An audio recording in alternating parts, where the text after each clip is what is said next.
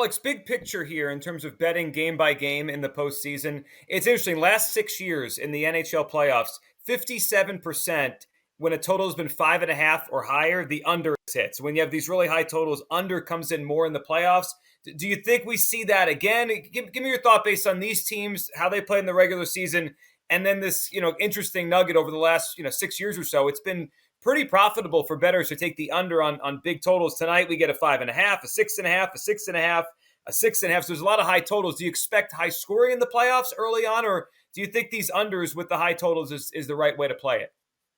No, early on, I do expect high scoring. That's what we've been seeing all year long. I mean, we've seen total six, that go 6.5 and even 7 with some of these teams that are involved in the playoffs during the regular season. Obviously, I doubt we'll see a 7 at any point in one of these first round matchups, but I think the lower scoring will come later on in the playoffs. And yes, the playoff hockey is usually known for very tight contests.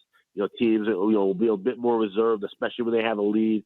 And one big thing that I like to do, during the playoffs is bet the draw. I do it during the regular season as well, but looking for that three-way line and hitting that regulation draw, because you see a lot of playoff games go to overtime, go to double overtime, and you can get some great plus prices. In fact, I bet Minnesota St. Louis tonight game 1 to go into overtime at plus 350 on that three-way line. So you see these tight matchups. But I think there still will be higher scoring matchups in the first round. We'll start seeing the unders cash in more in the second round and beyond.